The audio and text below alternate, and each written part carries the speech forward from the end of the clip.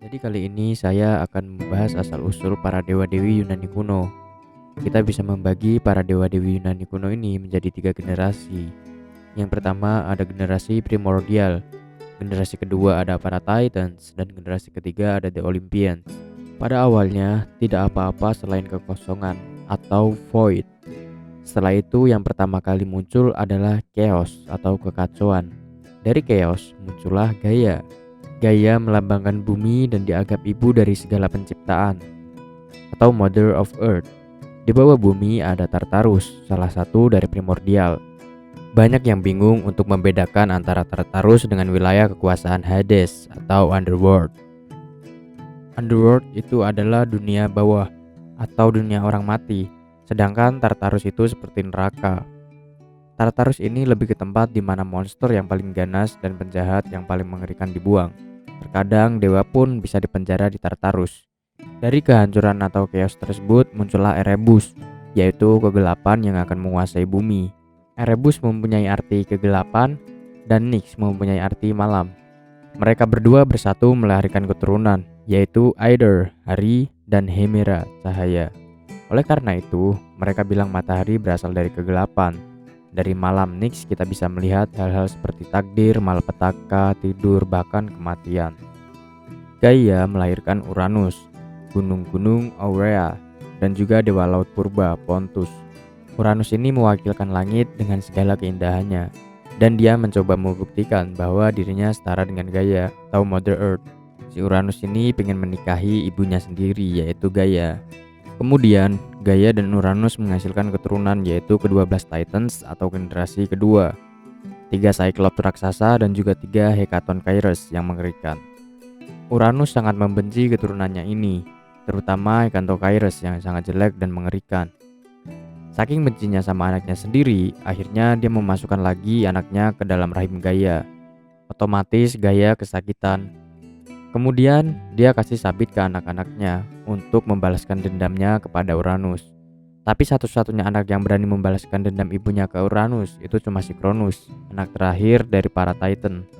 Malam harinya sewaktu Uranus lagi tidur, Cronus datang dan menyabit alat vital Uranus menggunakan sabit. Darah yang mengalir dari itu menghasilkan ras raksasa, Nymphs, peri, dan Furies. Kemudian Cronus melemparkan alat kelamin Uranus ke laut. Dari alat kelamin Uranus yang mengembang itu terciptalah Aphrodite atau Dewi Kecantikan. Sampai sekarang katanya Aphrodite terbuat dari ombak laut. Dari situ Uranus diusir untuk meninggalkan bumi. Tetapi dia berjanji untuk membalas dendam kepada anak-anaknya, terutama Cronus. Setelah Uranus pergi, dia malah mengasingkan para raksasa dan Hecatoncheires ke Tartarus. Jadi kemudian dialah yang memerintah bumi. Selanjutnya kita akan membahas generasi kedua, yaitu Titan. Ada 12 Titan yang dikeluarkan oleh Gaia. Yang pertama ada Queus, yaitu Titan kecerdasan dan juga ramalan. Yang kedua ada Crius, Titan rasi bintang. Yang ketiga adalah Petus, Titan kehidupan mortal. Selanjutnya ada Mnemosyne, Titan ingatan atau memori. Selanjutnya ada Oceanus, Titan laut. Themis, Titan hukum ilahi. Rhea, Titan kesuburan. Selanjutnya Tethys, Titan air tawar. Phoeba, Titan radiance. Dan Thea, Titan cahaya. Kemudian Hyperion, Titan cahaya surgawi, dan terakhir ada Cronus, Titan waktu dan zaman. Sebenarnya masih banyak Titan-Titan yang belum disebutkan, tapi saya akan menjelaskan Titan yang paling terkenal, yaitu Atlas, Titan ketahanan, Eos, Titan fajar atau pagi, Epimetheus dan Prometheus, Titan afterbirth dan foretalk, Helios, Titan matahari, Leto, Titan keibuan. Setelah menentukan dirinya sendiri sebagai ketua para Titan, Cronus ini menikahi Rhea, saudari perempuannya. Lalu mereka melahirkan keturunan yang kita kenal sebagai The Olympians. Tetapi Cronus takut dengan ramalan Uranus dan juga Gaia. Ramalan itu disebutkan kalau dia akan digulingkan juga, sama seperti dia menggulingkan ayahnya, yaitu Uranus. Kejadian tersebut pun akan terjadi pada Cronus juga. Rhea melahirkan 6 Olympians pertama, yaitu Hestia, dewi kehangatan, keluarga dan juga pengorbanan, Demeter, dewi pertanian, Hera, dewi pernikahan dan keluarga, Hades, dewa dunia bawah, Poseidon, dewa laut, dan terakhir ada Zeus, dewa langit. Anak-anaknya satu persatu lahir, tetapi setelah lahir langsung dimakan oleh si Cronus. Alasan kenapa Cronus memakan anaknya sendiri adalah Untuk menghindari ramalan itu agar tidak terjadi, Rhea sebagai ibu kebingungan mengapa anaknya yang dilahirkan belum sempat digendong sudah dimakan sama si Cronus. Akhirnya dia menyembunyikan anak terakhirnya, yaitu Zeus. Dia mempersembahkan ke Cronus sebuah bongkahan batu yang dia sebut kalau itu Zeus. Kemudian Cronus tertipu dan dia menelan batu tersebut. Cronus berpikir kalau itu adalah anaknya, Zeus. Kemudian si Zeus dikirim oleh ibunya ke Pulau Crete. Di sana dia dibesarkan oleh seorang Nymphs dan dia dilatih hingga waktunya nanti Zeus melawan ayahnya sendiri, yaitu Kronos. Seiring waktu berlalu, Kronos makin tua, makin renta, makin lemah. Sementara Zeus semakin kuat. Untuk memudahkan pertempuran melawan ayahnya, Zeus diberi ramuan. Dan saat Kronos meminum ramuan itu, dia memuntahkan semua anak-anaknya yang sebelumnya telah ditelan. Karena mereka para dewa itu abadi.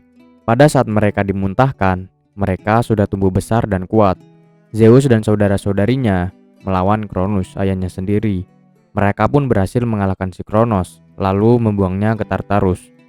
Terlepas dari kemenangan mereka atas Kronos, mereka tidak berhenti berperang dan masih melawan para Titan lainnya. Jadi nantinya Titan akan melawan para Olympians. Perang ini berlangsung selama 10 tahun tanpa ada pihak yang menang. Akhirnya Zeus pergi ke Tartarus lalu membebaskan Cyclops dan Hecatoncheires. Karena mereka senang sudah dibebaskan, ketiga Cyclops memberi hadiah kepada Zeus, yaitu senjata kilat atau kekuatan guntur atau sering disebut Thunderbolt. Terus Hecatoncheires membantu peperangan, mereka melemparkan batu-batu kepada para Titan. Akhirnya dengan bantuan tambahan, para Olympian menang dari para Titan. Dan Zeus pun memenjarakan mereka semua di Tartarus. Dan Titan Atlas dihukum untuk berdiri selamanya sambil memanggul bumi di pundaknya. Itulah mengapa kita tahu kalau peta itu namanya Atlas. Setelah menyaksikan kejatuhan anak-anaknya, akhirnya Gaia menciptakan satu monster terakhir, yaitu Typhon, ayah dari semua monster. Para dewa ini ketakutan dengan Typhon. Mereka satu persatu kabur melarikan diri, tetapi tidak dengan si Zeus. Zeus tidak akan membiarkan kerajaannya runtuh. Lalu dia menyerang terus monster itu dengan petirnya atau Thunderbolt. Tapi karena Typhon itu sangat kuat, dia merobek otot si Zeus, hingga akhirnya si Zeus mundur. Hanya sedikit dewa-dewi yang membantu dan berperang bersama dengan Zeus. Selain yang kabur, hanya Hermes dan Athena yang membantu Zeus di sampingnya. Hermes dengan kemampuan kilatnya, dia bergerak sangat cepat dan terkenal sebagai dewa pencuri.